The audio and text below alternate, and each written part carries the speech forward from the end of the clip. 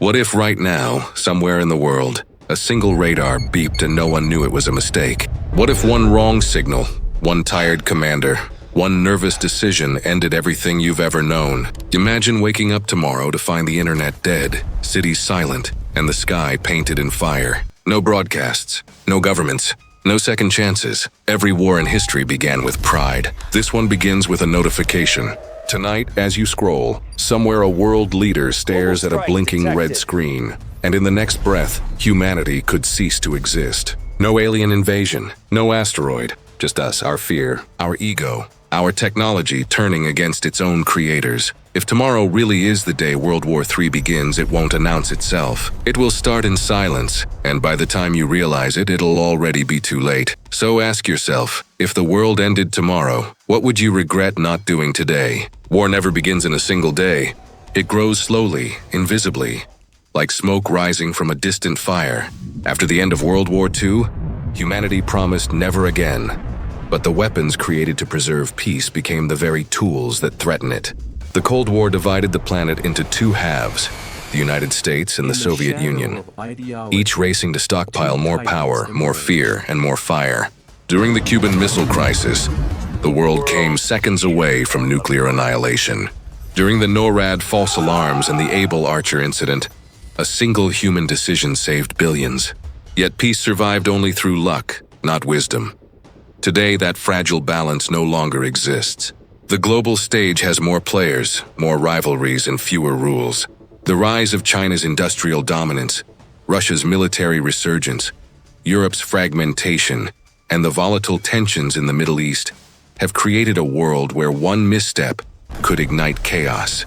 Wars are no longer fought only with tanks and guns. They are fought with data, misinformation, and silent cyber weapons that need no soldiers. The world is not preparing for peace. It is preparing for the next mistake.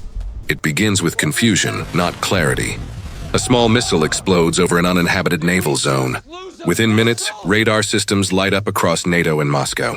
No one knows who fired first, and no one wants to be second. Automated alerts misread data. Leaders misread intentions. Diplomats struggle to connect as encrypted channels fail. In the chaos of suspicion, a single word changes history. Authorize, a retaliatory strike hits a military base. Another follows. The dominoes fall faster than the world can count. Before dawn ends, emergency networks are flooded, and news anchors announce words the world thought it would never hear again. Global conflict has begun. In 6 hours, borders harden, alliances activate, and the sky above major cities glows with the metallic hum of machines preparing for war. Humanity enters a night it might not survive. No nation stays silent when the world burns. Beijing, the Central Command, moves to full alert. Brussels, NATO mobilizes. In Islamabad, defenses tighten. In Tokyo and Seoul, families take shelter as jets roar overhead. Within hours, trade routes collapse, currencies crash, and global markets vanish like illusions. China's industrial core halts civilian production and turns toward defense, converting its mighty factories into war engines. Russia shifts to a wartime economy. The United States activates its cyber fleets, disrupting global networks. The internet fractures into dark corners.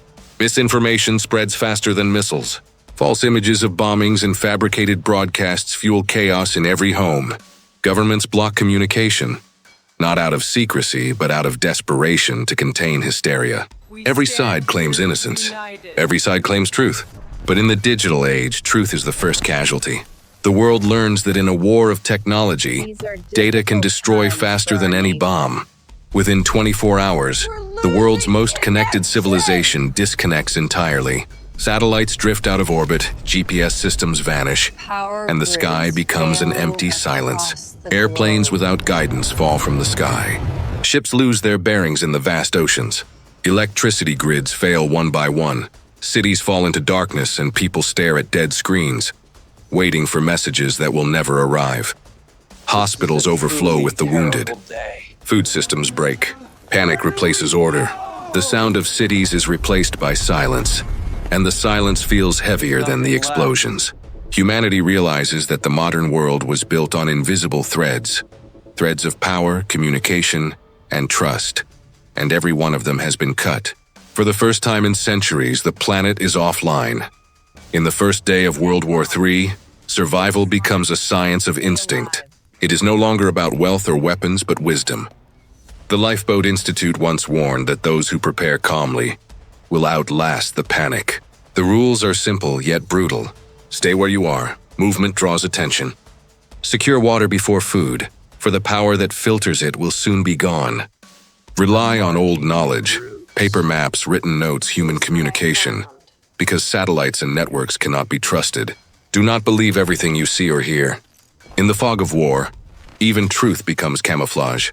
Small communities organize themselves, sharing resources, protecting families, rebuilding order from chaos. In a collapsing world, hope becomes the rarest currency, and leadership shifts from those with power to those with compassion. Preparation, once mocked as paranoia, becomes the last form of intelligence. In every great tragedy, history remembers numbers, not names, but true history lives in the voices of the survivors. In Kyiv, a mother watches the morning sky turn white and asks if the sun is broken. Damascus, a volunteer nurse treats the wounded by candlelight, using bottled water to clean burns. In London, a former leader now serves soup to refugees, realizing that power means nothing when hunger rules. Across continents, one sentence echoes in every language: "We never thought it could happen." Yet in the ashes of disbelief, humanity refuses to disappear. Farmers plant seeds in poisoned soil. Teachers hold lessons in the ruins of schools.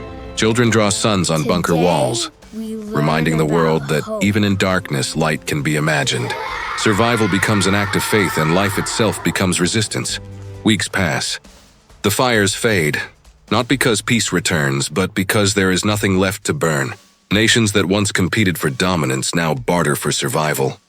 A new coalition of scientists, doctors, and farmers emerges, rebuilding communication and energy from fragments. The United Nations reforms, smaller and humbler, under a single vow: never again is today. Communities reconnect through barter, kindness, and necessity. Nuclear winter gives way to gray mornings and cautious optimism. People learn that progress is not in technology, but in trust. The war that ended everything also resets everything. Humanity begins again, not with conquest, but with cooperation.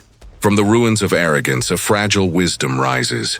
Maybe World War III will not start with missiles, but with division, political, cultural, digital. Maybe it has already begun in the way we argue, isolate, and forget empathy.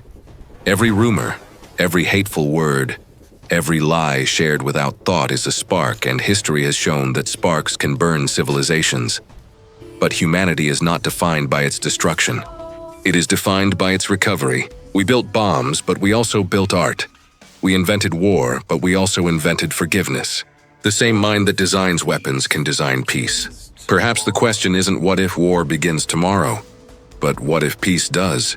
The future has not yet chosen a side. Every sunrise is a chance to begin again. The world's end is not inevitable. It is preventable, if we remember what it means to be human. The next dawn still belongs to us. Guard it, cherish it, and never again let darkness dictate the meaning of light. I hope this video made you think a little deeper. If you liked it, don't forget to like, share, and subscribe. And if you want me to cover another topic, tell me in the comments below. Your support gives us the courage to keep creating, and your feedback inspires every story we tell.